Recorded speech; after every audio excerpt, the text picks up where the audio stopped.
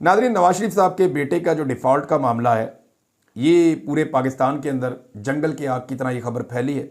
Social media के ऊपर तरह तरह की जो है वो शरीफ ख़ानदान को तनकीद का सामना करना पड़ रहा है। और लेकिन देखें, अब उन्होंने इसका जो बयानिया दिया या इसका जो जवाब जारी किया PMLN ने, वो बहुत हैरान कुन है। वो ये कहते हैं कि ये जो टैक्स चोरी और डिफ़ॉल्टर हुआ है नवाज शरीफ का बेटा, ये जी 1 साल पहले हुआ है। यानी ये तो वो मौलवी वाली बात है ना कि मैंने 7 महीने पहले PTI को बुरा भला कहा था, गालियां दी थी, आज नहीं दी। तो भाई इन 7 महीनों में आपने रुजू किया? नहीं किया। तो ये यानी मुझे समझ नहीं आती, जैसे लीडर थे वैसे इनके चेले सारे एक जैसे ही है कि जी 1 साल पहले डिफ़ॉल्ट हुआ था, या ये गंद हमने उस वक्त मारा था, या ये जो फ़र्ज़ करें टैक्स चोरी है ये हमने उस वक्त की थी, आज नहीं हम कर रहे। भाई उस वक्त आपने की थी, आज खबर बाहर आई है कि आपको जुर्माना हो गया है 5.2 मिलियन पाउंड्स का। तो जुर्माना जमा करवाए जनाब, आपने टैक्स चोरी की हुई है, वहाँ पे भी टैक्स चोरी कर दी।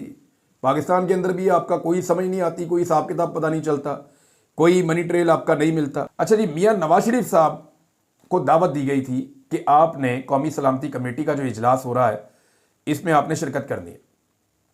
अब मियाँ नवाज शरीफ साहब जो है ना, वो बिला वजह नाराज़ दविंदर बने हुए हैं।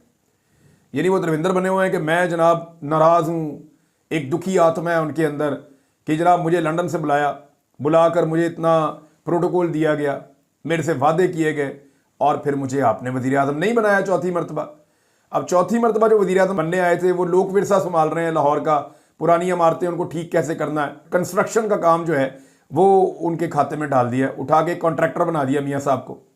हालांकि वो चौथी मरतबा वज़ीर आज़म बनने आए थे पाकिस्तान के। मियाँ नवाज शरीफ साहब सख्त नाराज़गी जो है वो जाहिर करते हैं, लेकिन एस्टेब्लिशमेंट ये कहती है कि आप कैसे नाराज़ हो सकते हैं? भाई आपका वज़ीर आज़म है, बेटी आपकी वज़ीर आला है, जाली सीट आपको हमने दिलवाई हुई है, यास्मीन राशिद ने आपको लेंथों के साथ इलेक्शन में धूल चटाई है, इसके बावजूद हमने वो सीट आपको दे दी, और यास्मीन राशिद साहबा को आपकी ख्वाहिश पे कैंसर की पेशेंट होने के बावजूद जेल में रखा हुआ है। तो मियाँ नवाज शरीफ साहब जो है ना, वो अपनी दुखी आत्मा लेकर फिर रहे हैं, और वो अपोजिशन का रोल भी प्ले करना चाहते हैं, हुकूमत का भी प्ले करना चाहते हैं। मियाँ साहब को कहा गया था कि आपने इस इजलास में शिरकत करनी है, 3 दफ़ा के वज़ीर आज़म है, एक अहमियत है उनकी, लेकिन मियाँ साहब वही नाराज़गी, मियाँ साहब नहीं आए। इसके ऊपर जो अर्दली हुकूमत है उसकी टका के बेइज्जती हुई है। ये मैं आपको खबर दे रहा हूँ, मुझे 2 सहाफ़ियों ने ये खबर उन्होंने कहा जी इमरान साहब हम तो रिपोर्ट नहीं कर सकते, लेकिन आपको पक्की बात बता रहे हैं कि अर्दली हुकूमत की टका के बेइज्जती हुई है एस्टेब्लिशमेंट की तरफ से कि नवाज शरीफ को हमने इलेक्शन जितवाया, वज़ीर आज़म आपका, वज़ीर आला आपकी, जाली मैंडेट के साथ आपको लाकर बैठा दिया है। अब किस बात की नाराज़गी है? भाई वो अभी हमें ज़रूरत थी उनकी, उन्हें आना चाहिए था कौमी सलामती कमेटी के इजलास में, लेकिन मियाँ साहब गए नहीं। और ये मियाँ साहब बड़े समझदार हैं, वो क्यों नहीं गए? ये जो दुखी आत्मा बनने का वो एक नाटक करते हैं, वो क्यों करते हैं ये मैं आपको बताता हूँ। वजह यह है कि मियाँ साहब किसी भी एलामिया का बोझ मजीद उठाना नहीं चाहते, वो पहले ही बहुत बदनाम हो चुके हैं। मियाँ साहब ये तो चाहते हैं कि ऑपरेशंस हों पाकिस्तान के अंदर, क्योंकि ऑपरेशंस होंगे, हालात ख़राब होंगे तो पाकिस्तान इलेक्शन से दूर जाएगा, और मियाँ साहब इस वक्त पाकिस्तान में इलेक्शन नहीं चाहते। लेकिन मियाँ साहब किसी भी ऑपरेशन का बोझ भी नहीं उठाना चाहते। किसी एक बयानिए का या एस्टेब्लिशमेंट जो भी करना चाहती है, मियाँ साहब एस्टेब्लिशमेंट के किसी भी बयानिए का या उनके किसी भी फैसले का बोझ भी नहीं उठाना चाहते, और बेनिफिशरी बनकर भी रहना चाहते हैं।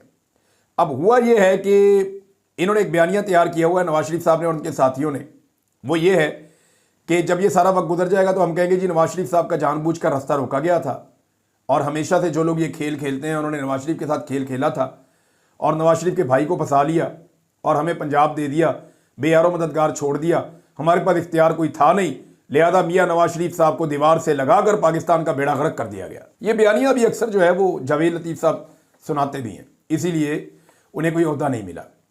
लेकिन ये मियाँ नवाज शरीफ साहब ने जाना इसी रास्ते पे, ये सबको पता है कि अल्टीमेटली उन्होंने वहाँ जाना है, और वो झूठी मूठी की नाराज़गी जो है वो शो करते रहते हैं। अब अर्दली हुकूमत की जब टका के बेइज्जती हुई तो उसके बाद फिर एक प्रेस कॉन्फ्रेंस की गई जिसमें बताया गया कि जी मियाँ साहब तो बीमार हैं, और बीमार होने की वजह से अल्लाह ताला मियाँ साहब को सेहत अता फरमाए, बीमार होने की वजह से मियाँ साहब नहीं आए।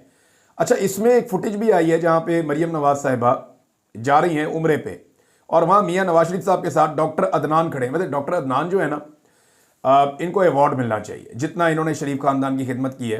कि जो फुटेज आई है ना उसमें डॉक्टर अदनान साहब ने स्टेथोस्कोप पहना हुआ है, जैसे वो किसी वार्ड में घूम रहे हैं या किसी अस्पताल के अंदर घूम रहे हैं। बताइए, वो फुटेज को देख के लगता है कि उन्होंने वो गले में वो डॉक्टर वाला जो आला होता है ना, कान से लगाते हैं, मरीज को चेक करते हैं, वो पहना हुआ है और मियाँ साहब के साथ वो खड़े हुए हैं। तो ऐसा दिखाई देता है कि शायद मियाँ साहब बड़ी इमरजेंसी में है, खुदा ना खास्ता कुछ भी हो सकता है और मियाँ साहब को फ़ौरन चेकअप की ज़रूरत पड़ सकती है। तो ये फुटेज भी जारी की गई जिससे साबित हो कि मियाँ साहब बीमार, और दूसरा ये कहा भी गया कि मियाँ साहब क्योंकि बीमार थे इसलिए वो इस मीटिंग में नहीं आए।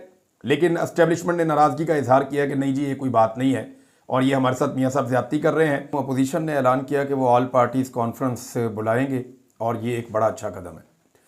देखें, दहशतगर्दी के मामले के ऊपर हुकूमत भी अपनी मनमानी कर रही है और मिलिट्री एस्टेब्लिशमेंट भी अपनी मनमानी कर रही है। जब तक कि अवामी मुंतखब नुमाइंदे या अवाम के साथ इंटरेक्ट करने वाले लोग वो बराह रास्त इन मामलात को नहीं देखेंगे और अवामी मंशा के मुताबिक पॉलिसी नहीं बनेगी, तब तक अवाम का और इदारों का आपस में एतमाद का फुकदान रहेगा। और यही एक वजह है कि पाकिस्तान में दहशतगर्दी बढ़ती जा रही है और एक कोऑर्डिनेशन नज़र नहीं आ रही पाकिस्तान की रियासत और पाकिस्तान के अवाम में, क्योंकि अवाम के ऊपर मुसल्लत की गई है एक ऐसी हुकूमत जिनको अवाम मानते ही नहीं है और जिन्होंने मुसल्लत की अवाम अब उनको भी नहीं मानते। तो अपोजिशन ने ऑल पार्टीज़ कॉन्फ्रेंस बुलाने का ऐलान किया और ये एक बहुत बड़ी पॉलिटिकल मूव है। इसका फ़ायदा क्या होगा? ईद के बाद तमाम जमातों को इकट्ठा किया जाएगा। जो इन्फॉर्मेशन मैंने गैदर किया उसके मुताबिक हुकूमत को भी दावत दी जाएगी, पीपल्स पार्टी को, PMLN को, MQM को, तमाम जमातों को कहा जाएगा कि आप आकर इसमें शामिल हो जाएं। इसके अंदर क्योंकि ये ऑल पार्टीज़ कॉन्फ्रेंस है तो मंजूर पश्तीन की पार्टी को भी बुलाया जाएगा, मारंग बलोच को भी इसमें दावत दी जाएगी मेरी इत्तला के मुताबिक। अब तक तो उनकी ख्वाहिश है ये अपोजिशन की कि उन्हें बुलाया जाए।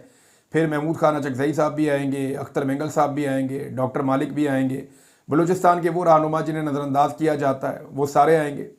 मेरे ख्याल में जो जमात इस्लामी के मौलाना साहब हैं आदातुर रहमान साहब, उनको भी बुलाना चाहिए ताकि वो आएँ और वो भी बलूचिस्तान का जो गवादर का रियल मसला है वहाँ पे वो हक दो तहरीक चलाते हैं। गवादर के अंदर वो बड़ी ज़ोरदार उनकी तहरीक चलती है, तो वो भी आएँ, वो भी आके अपने मसाइल को बताएं जमात इस्लामी को, फजल रहमान साहब की पार्टी को, पीर साहब पगाड़ा को, GDA की पार्टी जो है उसको बुलाया जाएगा।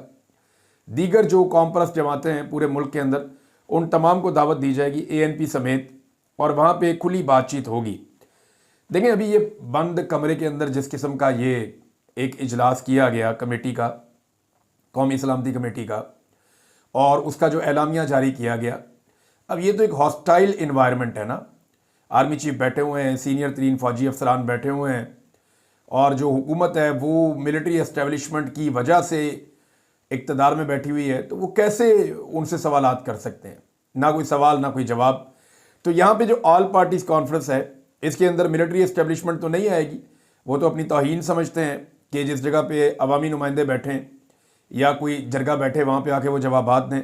हाँ, लेकिन ये ज़रूर होगा कि यहाँ पे एक मुश्तरका एलामिया लाने की कोशिश की जाएगी ईद के बाद। अब इसमें जो बात होगी, चंद चीज़ें जो मेरे तक पहुँची हैं, इनमें सबसे पहले ये है कि एस्टेब्लिशमेंट की जो सियासत में मुदाखलत है इसको भी डिस्कस किया जाएगा। फरवरी 2024 की धांधली भी इसमें डिस्कस हो जाएगी।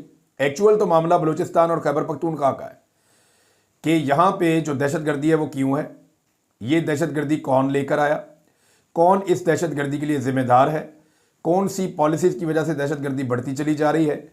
यहाँ पे अगर इंटेलिजेंस का एक फेलियर है, हमारी जो खुफिया एजेंसियाँ हैं अगर वो नाकाम हो रही हैं मालूमात इकट्ठी करने में या पहले से मालूमात को हासिल करके दहशतगर्दों के हमलों को रोकने में, तो उसकी वजूहात क्या है उनके ऊपर बात होगी। सियासी जमात और इमरान खान साहब को कुचलने का जो एजेंसियों का पूरा फोकस है इसके ऊपर भी बात होगी। जबरी गुमशुदगियाँ जो हो रही हैं, जो वसाइल पे वहाँ पे लोगों के वसाइल हैं, सूबों के जो वसाइल हैं उनके ऊपर वफाक ने किस तरीके से कंट्रोल किया हुआ है और वहाँ के जो मकामी लोग हैं वो कितनी पिसी हुई ज़िंदगी गुजार रहे हैं, उनकी महरूमियाँ क्या हैं। जब इन सारी चीज़ों पे बात होगी तो फिर एक एलामिया जारी होगा और वो जो एलामिया होगा वो अवामी उमंगों की तर्जुमानी कर रहा होगा। अब वो लोग फैसला करेंगे कि पाकिस्तान में क्या एक फुल फ्लैज ऑपरेशन होना चाहिए या नहीं होना चाहिए। मैंने एक सर्वे करवाया आज और सर्वे का रिज़ल्ट जो है वो भी आ गया है। मैं आपको ये दिखा भी देता हूँ जो सर्वे मैंने करवाया।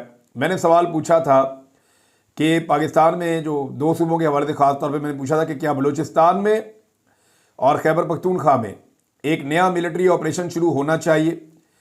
तो 91% लोगों ने, 91% पाकिस्तानियों ने 13,376 वोट पड़े हैं और 91% पाकिस्तानियों ने ये कहा कि नहीं, कोई ऑपरेशन नहीं होना चाहिए, जबकि 9% पाकिस्तानियों ने कहा जी कि हाँ ऑपरेशन होना चाहिए। तो ये तो एक इमरान खान साहब जिस तरफ खड़े होते हैं, मैं आपको पहले ही ये कह चुका हूँ कि पाकिस्तान की अक्सरियत उस तरफ खड़ी हो जाती है। अगर आपने ऑपरेशन करना है या कोई चीज़ करनी है तो आपको इमरान खान से इजाज़त लेनी पड़ेगी, उनके साथ डिस्कस करना पड़ेगा। फिर वो जब इसको कायल हो जाएंगे और वो कोई बात करेंगे तो पाकिस्तानी फिर इमरान खान के साथ खड़े हो जाएंगे। तो इमरान खान ने बोला कि ऑपरेशन नहीं होना चाहिए, तो यहाँ 91% पाकिस्तानी जो हैं वो कह रहे हैं ऑपरेशन नहीं होना चाहिए। मिलिट्री ऑपरेशन, इमरान खान साहब का स्टेटमेंट भी आया रात को कि ये किसी मसले का हल नहीं होता, आपको सियासी हल तलाश करने पड़ते हैं। अल्टीमेटली आपको टेबल पर ही बैठना पड़ता है। दहशतगर्दी की मजम्मत करना, उसे कुचलना, उसके खिलाफ कानूनी कार्रवाई करना, ये बहुत ज़रूरी है। मुसल्ला अफराद को गैर मुसल्ला करना और जराइम पेशा अफराद को कंट्रोल करना, ये भी बहुत ज़रूरी है। लेकिन बेशतर मसाइल जो हैं वो कबायली मसाइल हैं, बेशतर मसाइल जो हैं वो मसलकी मसाइल भी हैं, बेशतर मसाइल जो हैं वो महरूमियों के मसाइल भी हैं, सियासी मसाइल भी हैं। जब आप इन सारी चीज़ों को इकट्ठा करते हैं तो आपको एक पूरी दहशतगर्दी की पिक्चर नज़र आती है। लेकिन जब आप इन्हें अलग अलग करके देखते हैं तो फिर आपको पॉलिटिकल हैंडलिंग इन सब चीज़ों की करनी पड़ेगी और साथ में रियासत को अपनी रिट भी कायम करनी पड़ेगी। तो अपोजिशन की ऑल पार्टीज़ कॉन्फ्रेंस ही असल जो है वो इशू को सामने लेकर आएगी, असल चीज़ों को हाईलाइट करेगी और मेरे ख्याल में कोशिश की जाएगी एस्टेब्लिशमेंट की तरफ से भी और हुकूमत की तरफ से भी कि अपोजिशन की ऑल पार्टीज़ कॉन्फ्रेंस जो है इसको नाकाम बनाया जाए। लेकिन ईद के बाद ये ऐलान किया गया है